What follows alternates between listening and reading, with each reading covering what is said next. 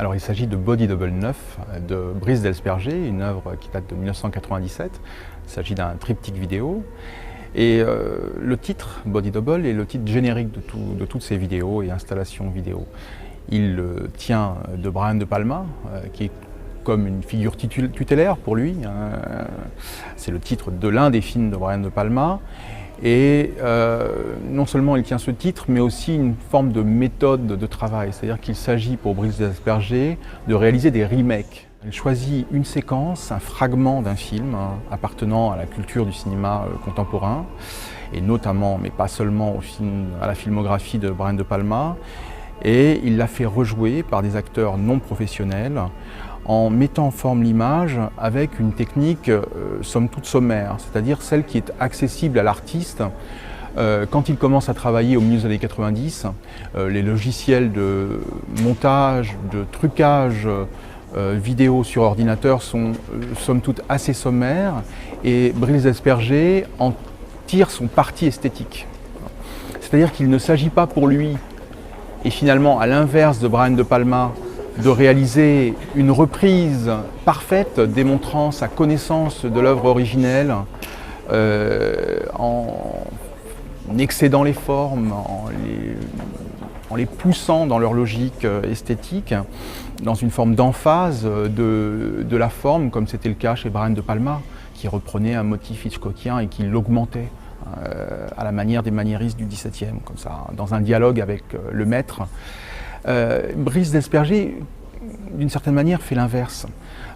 Il appartient à la génération VHS, et donc il aborde l'histoire du cinéma à partir non pas d'une cinéphilie, mais d'un rapport à la culture qui lui est contemporaine par le biais de la télévision.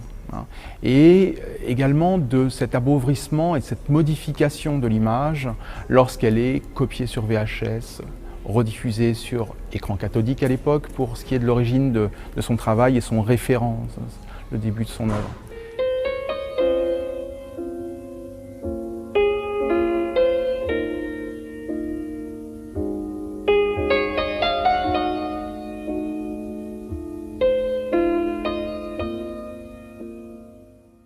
Ici, il s'agit du final d'un film de Brian De Palma, Blowout, et Brice Delsperger le démultiplie.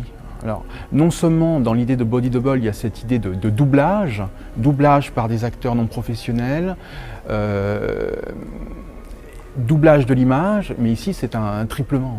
Il y a une démultiplication de l'image originelle et donc un détachement du référent initial pour réinventer finalement un temps élongué,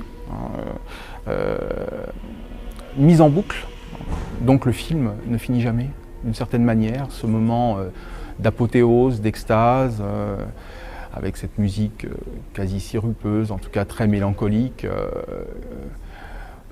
qui suit la mise à mort du personnage principal, se voit rejoué par 2 fois 3 acteurs et actrices différents dans ce moment de fusion amoureuse au-delà de la mort, en l'inscrivant sur cette apothéose du feu d'artifice. Il y a une chose très importante dans le travail de Brice Delsperger qui est la figure du travestissement. Parce que finalement, il travestit l'image en la transformant, en se l'appropriant, en la trafiquant, c'est-à-dire en inscrivant plastiquement les personnages de ses vidéos par le biais du fond bleu sur l'image originelle du film, qu'il va extraire de la bande vidéo ou du DVD du film dont il se saisit. Et c'est également un travestissement des genres. Il y a une transcendance des genres dans le travail de Brice Delsperger, c'est-à-dire qu'il fait jouer les rôles de ces personnages indifféremment à des hommes qui vont jouer le rôle de personnages féminins ou à des femmes qui vont jouer le rôle de personnages masculins ou féminins tout aussi bien. Et donc il y a une perturbation de la codification convenue, stéréotypée des genres, et c'est vraiment le programme qui guide toute l'œuvre de Brice Delsperger, comme ça, d'aller au-delà des genres cinématographiques, dans l'idée du cinéma de genre, et au-delà des genres féminins, masculins, dans l'invention d'un troisième genre qui serait ici un troisième genre vidéo.